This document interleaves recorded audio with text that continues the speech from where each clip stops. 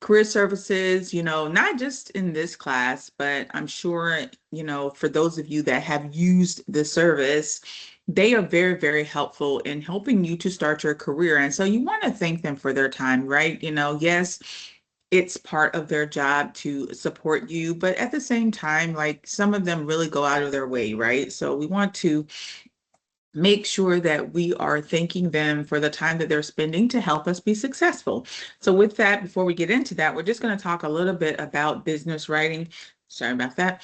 Um, and what it's about. So all of you will be writing business notes, letters, whatever throughout your career. You're going to be engaging with customers, clients, coworkers, your boss. You will be doing some form of writing. And so it's important for you just to understand the different, the structure of writing.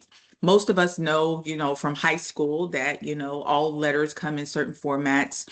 It is standard, guys. People expect you to know these basic things, like what font to use in business, which may not seem like something important, but believe me, it is, especially with, older folks and their eyesight, they expect things to be written a certain way. Like, well, I don't mean to be ageist, but we all do, but particular those that I'm saying era wise, not age wise, those in a particular era, they used to be um it used to be Times New Roman. You couldn't do anything without using Times New Roman. I remember when I first started my career, everything was Times New Roman 12 font. Like, don't ever write in something other than that. They go up in arms. But now things are a little bit more flexible. You can use Allegri, you can use Arial, you can use Calibri, and now you can go down to 11-point font. And I'm being serious. If you write in anything smaller than that, people would give you the side eye. They expect you to just know that. Obviously, writing left justify is important. You may say, what's the big deal? Well, in other countries, they don't write like that. They write right justified. So that is a big deal because that is something we do in North America. Left justified, making sure everything is single space and double space in between with 1-inch margins. Very basic stuff that people expect you to know that. Anytime that you write anything, very similar to right when you do your resume, you always want to have some type of heading in anything that you write, with the exception of an email, because obviously your email becomes your header. But any other form of communication should have some type of header letting the person know who is talking to them, as well as a date. Date on any form of correspondence is important, and you should get in the habit of making sure that if something doesn't automatically has a date on it, that you put dates on things. Just know that, right? Of course, who you're writing to, and probably the most critical thing is the introduction, the body, and the closing of any form of communication. Now, you may say, well, what's the big deal with this? I'm not going to be writing letters, but here's the thing, something that you don't know. And I'll just say this, you don't know what you don't know, but others do. Remember what I talked about, those subjective elements. People judge you based on how you perform, based on the things that you do, even if you don't know that you're doing something wrong. Has anyone ever sat at a table with someone and they were not using their utensils the right way, or they were not even pulling from the right cup? They didn't know things like, how to put their napkin, or if you've ever gone to a fine restaurant, how to let the waiter know that you're done with your meal. If you've ever been taught that, and I see, I'm going to say it again, back in my day, we were taught those etiquettes. They even put us in like little etiquette class. It was a big deal back in the 80s and 90s, just to know those things, because if you are out and about and you're engaging with different classes of people expect you to know. So even when you are writing someone, whether it's a text message, it's an email, it's a letter, there's certain protocol that people expect you to have. How many people hate it when someone sends them a text or an email and there's no greeting? You're trying to figure out what it is they're trying to say. All their paragraphs run together. Has anyone ever gotten that type of communication before? And be honest, do you judge that person? you kind of judge that person a little bit, right? You're kind of like saying, oh my God, this person doesn't know how to write. It is the same thing. You cannot make those mistakes in business. Yes, people will judge you. You cannot make those mistakes. So what I'm going to show you today really quickly about the most critical part of writing, introduction, body, and closing, that is something you should be doing in all of your communication, even in your emails, even when you are engaging with someone, when you're trying to get a job, because people judge, and that tells them whether they're dealing with someone professional or not. If you were writing a letter, obviously at the top, you would have your address, 123 Mile Road, Orlando, Florida, blah, blah, blah, the date, and then who you're writing to, right? Typically, you're going to have the person's name, especially if you're sending it to, in snail mail form, i.e. the U.S. Postal Service. You need to make sure they know who to give it to. If you just put ABC Construction, people are going to get so angry. You're like, there's a lot of people that work here. Who is it to? Like, that is standard. People expect you to know that. Once you get into the heart of the letter, and think again, it can be a letter, it can be an email, it can be whatever, people expect you to greet. It's considered proper protocol. Hello, whomever, dear Mr. Whatever. Have some form of greeting when you engage with people. That's the difference between a professional and a non-professional writing, right? So know that. And then now watch this. If you can understand what I'm about to say right now, you can write anything. I don't care if it's a doctoral dissertation or an email. Whatever you're writing always should have 3 paragraphs. What do you mean? 3 paragraphs? Yeah, you have 3. What do you mean? It should always have an introduction, which tells the person why you're writing. I don't care what it is. Hey, Sarah, I'm writing to follow up on my interview. That's an introduction, even if it's 1 sentence. Now, we like most, if you paid attention in language arts, your teacher told you to make any paragraph at least 3 sentences, but this is not a formal paper. So even if it's just an email, that first paragraph should always tell someone why you're writing. Hey, Sarah, how are you? Good afternoon, Sarah. I'm writing to get an update on my job interview. First paragraph. The second paragraph goes into any type of detail. I know you guys indicated that you would be finished. This is the second paragraph, because that first paragraph tells somebody why you're talking to them. You always set the stage with the why. Then split that paragraph up get into the details of it. I know you said that you guys were going to be finished by the end of this week. You also asked me to follow up with my references, and here you go. Once you do that, always have a closing. Always have a closing. Thanks again. I look forward to hearing from you. And then your salutation, which is sincerely your name. Always, always, always. I don't care if your email is 3 sentences. The first introduction, the second is the body, and that last one is the closing. Now, when you are engaging with someone that you've interviewed with, you are going to send them, after that interview, what we call a thank you message. So you're going to write them. You're going to write them.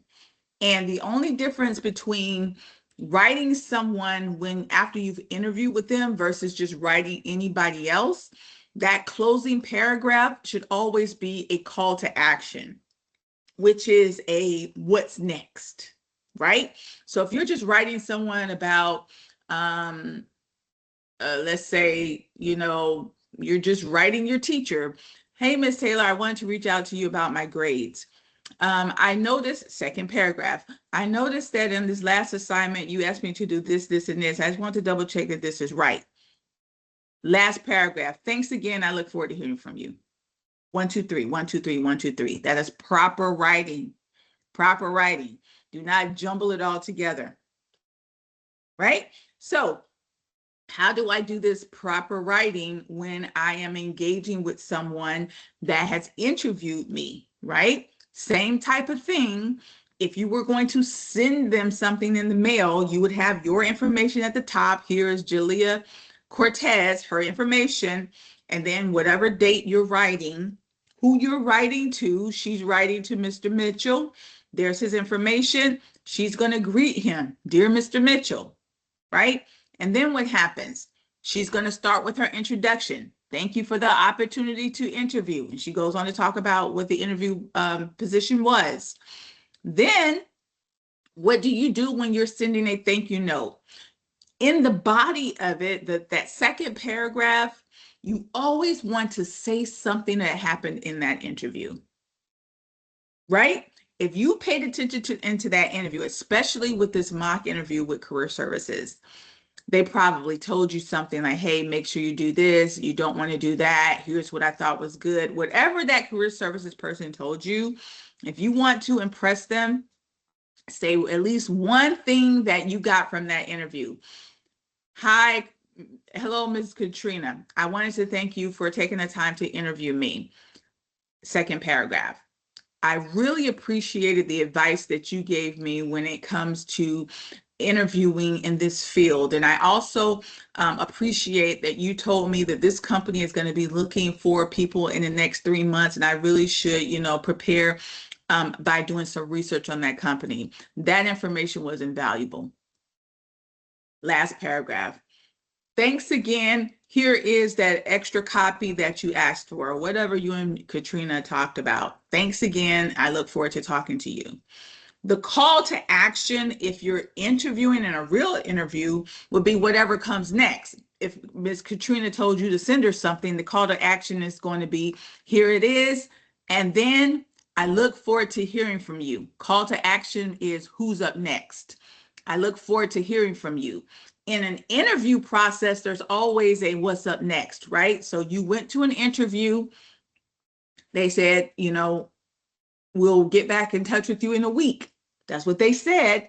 So that is the next call to action, is telling them, I look forward to hearing from you in a week. If they said to you, well, we'll be interviewing for the next 3 days, go ahead and send me your references. What's my call to action? Thank you again. I look forward to hearing from you in 3 weeks.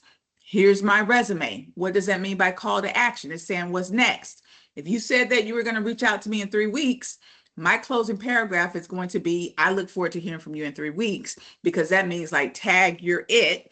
And what that also says in a professional environment is that if I do not hear from you in 3 weeks, I'm going to follow up, because this interview thing is a courtesy. The same way you, Mr. Employer, you don't get paid to interview me. I don't get paid to run around trying to interview with everybody, trying to fill your gap. So at most, you are going to give me an update, right? Because I'm taking time out of my busy schedule to interview with you, knowing that you're also interviewing thousands of others and I may not get chosen. So at best, you owe me some type of follow-up. So it is standard for you to expect to be updated on the interview process. So that call to action, when they say to you, I look forward to, I will, we'll make a decision within 3 weeks, then my call to action is going to be like, I look forward to hearing from you in 3 weeks. If not, I will follow up with you, because I don't have time to be waiting 3 months to figure out what was happening, right? So in a thank you note after an interview, and remember this, guys, if you want to stand out, the number of times I've had students tell me, Miss Taylor, you will not believe why these people hired me. They said I was the only one that sent them a thank you note. I'm not kidding. I'm not kidding. I always get that, because it's standard protocol and a lot of people don't know. Once again, you don't know what you don't know, but others do. So what that means is, if I'm an employer and like I said, I'm taking my time out to interview all these people, and you're the only one, let's say I did like you and maybe you scored high when we evaluated the others, and on top of that, you sent me a thank you note, thanking me for my time. Oh my God, I'm blushing. And you actually remember something from the interview. Oh yeah, you're standing out. Always do that. I've even had situations where I've done this and I didn't get the job, but you know what they did? They said, "Oh, we really, really wanted to hire you, but we chose this person because they had more experience in project management, but we are going to keep you on file." And I've had people reach out to me 3 months down the road and say, "We really think you'd be great for this position." Because they were just impressed. Maybe I didn't have all the skills, but they were so impressed with me, they still wanted to keep me around. Now, that is a compliment. That is a compliment. And that has happened to me on more than one occasion. So, something as simple as a thank you note goes a long way. Please do not forget to send your thank you note. When do you send that thank you note? Immediately following the interview. Do not go 48 hours without sending that thank you note. I tell people, get home, send the thank you note right away.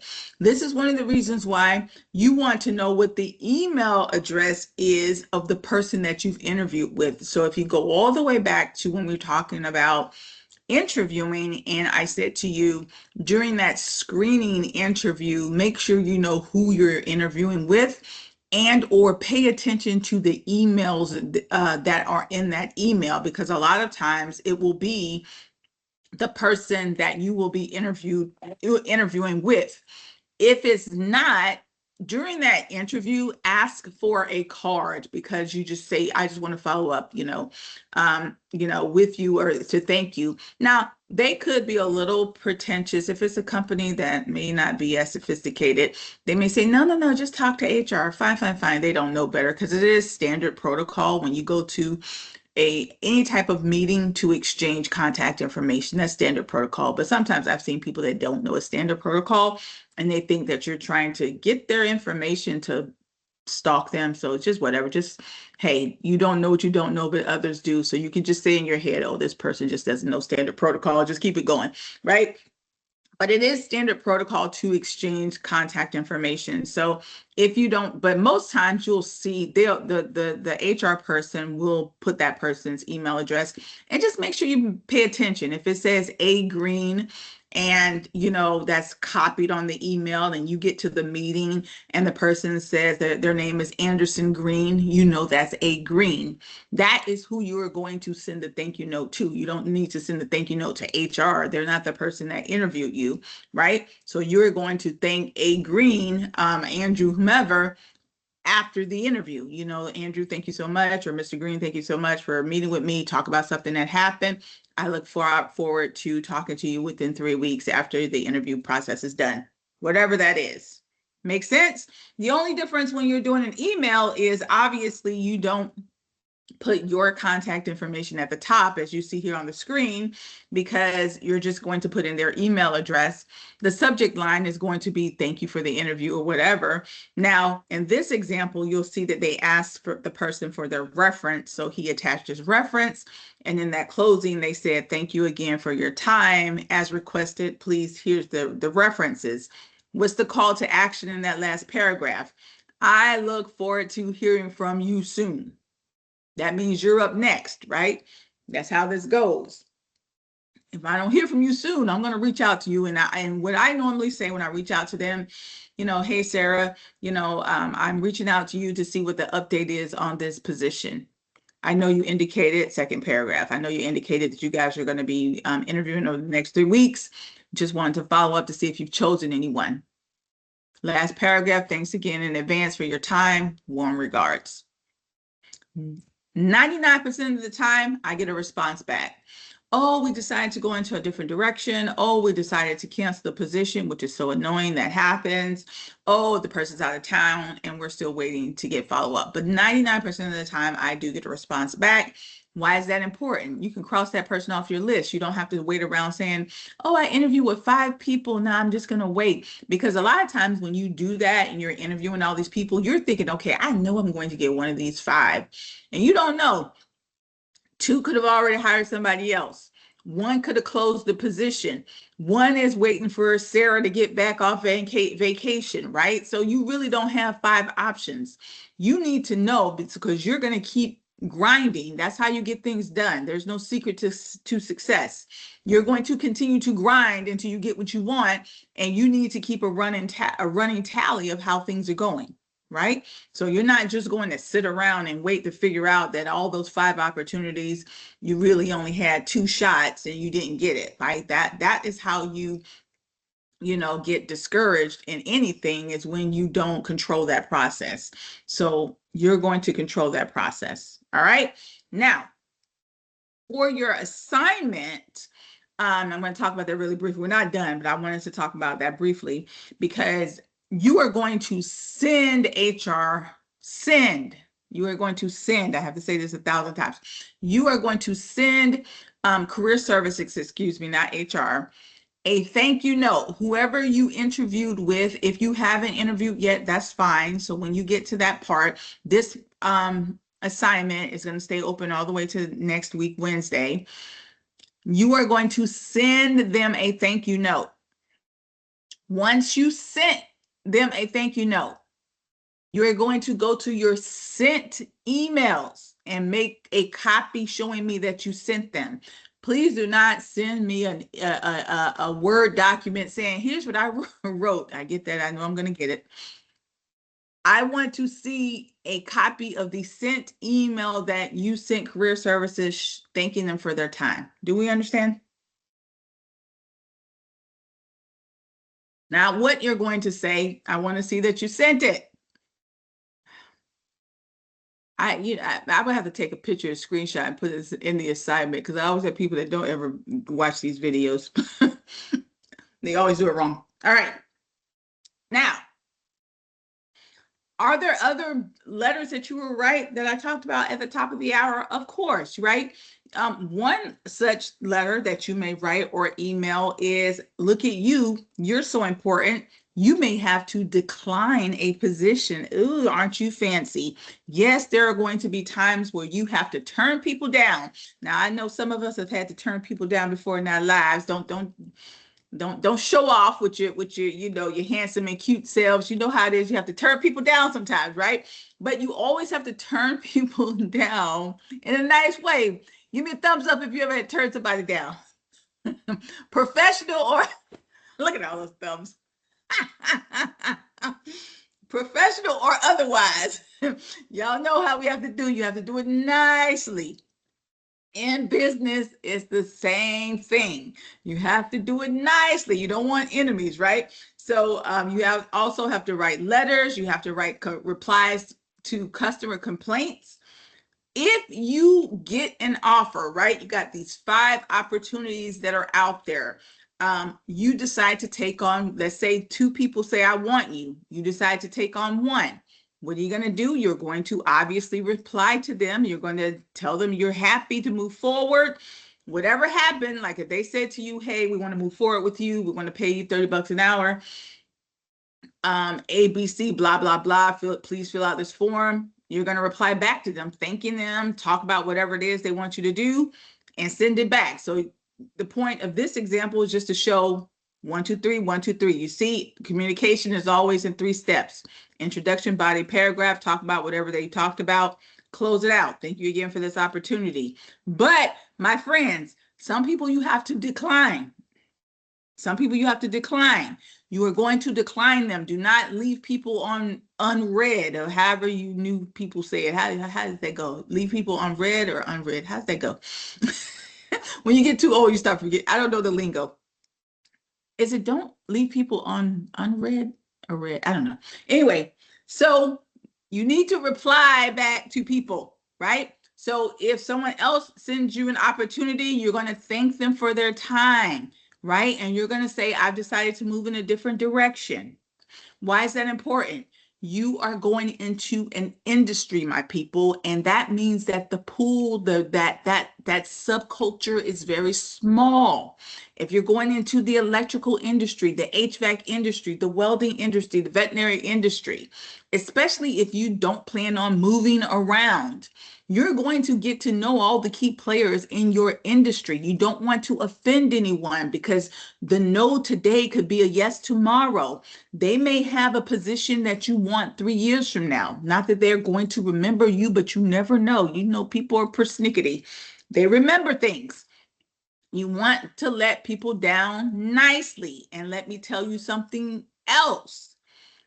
Even if they do not offer you a job, if you have interviewed with 5 different companies, you accept one, the other 4 haven't said anything to you yet, you are going to send them an email telling them that you are withdrawing from the application process to let them know that they do not need to consider you any longer. Why is that so key? They will thank you for that. They could be on the other side contemplating between you and somebody else, right? And you need to let them know that you're withdrawing your application. That goes a long way. People respect you when you do that. You're in a career field, so you have to do that. So a quick little note. Sarah, thank you so much for the time to interview with A, B, and C. I know you guys said that you were reviewing over the next 3 weeks. A wonderful opportunity came about that fits wonderfully with that aligns with my whatever. And so I decided to move on with that position. Thank you again. I look forward to possibly working with your company in the future. Isn't that professional? People love it when you do that. Remember, it's a courteous thing to do. So yes, wonderful if you get more than one opportunity. You're going to decline one if someone reaches out to you. Even if they don't, withdraw your application, people. It goes a long way. Yeah, we understand? All right. Things are going to move really, really, really fast this next week. Starting tomorrow, week 4 is open. Starting tomorrow, week 4 is open. Week 4 closes on Thursday at 10 p.m. next week. I will say that for the next 4 days. Someone will still ask me, when does week 4 close? Week 4 closes next Thursday at 10 p.m. Miss Taylor, I thought it closed at midnight. No. Miss Taylor, I thought the week was over on Sunday. Week 4 closes Thursday at 10 p.m. For that reason, we open up week 4 on Friday tomorrow to give you time. Does that mean my final is going to open tomorrow? Yes. Does that mean I could do my final tomorrow? Go ahead, girl, do you. You can do whatever you want to do with any assignment that you want in week 4. Obviously, with the exception of the participation assignments, because you need to wait for class. Do we have any questions on that? Week 3, which is this week, will remain open, and you can turn in week 3 all the way up till next Wednesday. But you said the class is over on Thursday. I did. You can't turn in week 3 on Thursday, the last day of class. You can turn it in up to Wednesday. I will say this every day. I'm sorry in advance for the people that heard it right the first time. Do not ask me to turn in any work on Thursday. The answer is going to be no.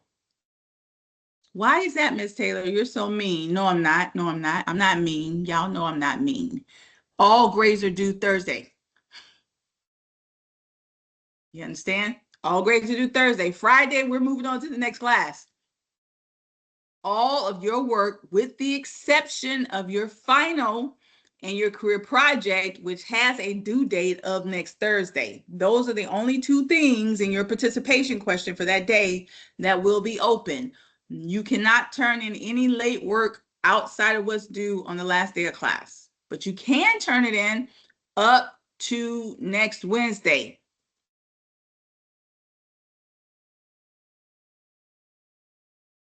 Everything from week 2 that you owe me, you only have until this Sunday to turn it in. You cannot turn in weeks 1 and week 2 in the last week of class.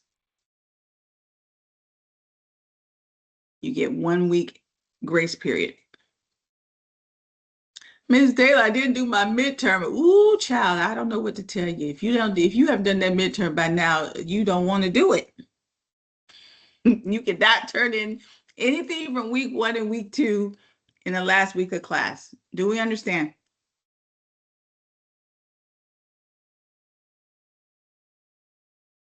I know y'all overachievers and y'all, like she's not talking to me. I know I'm not talking to most of you. I know, I know, I know. All right. Here's our participation question. What is your biggest hurdle or obstacle that you feel will keep you from achieving what you want in your new career? And how will you overcome it? It could just be fear. I'm gonna overcome it by learning as much as I can. I know that's always my big one. I get what do they call it? I get fear paralysis. Oh, I do. If I get nervous, if I don't know how to do something, it paralyzes me. Like I won't do something just because I don't feel comfortable that I know how to do it. And then I end up realizing once I did it, oh, this was so easy. I could have done it early. I get so mad at myself. But I know that's me. All right. What is your biggest hurdle or obstacle that you feel will keep you from achieving what you want in your new career? How you overcome it. Please remember, we do not have class tomorrow. My friends, get everything turned in as soon as possible. Yes, do we understand? I will go over those deadlines again on Monday, Tuesday, and Wednesday of next week. If you don't need anything from me, have a good day, guys. Enjoy your weekend. Hasta luego. I'll see you on Monday.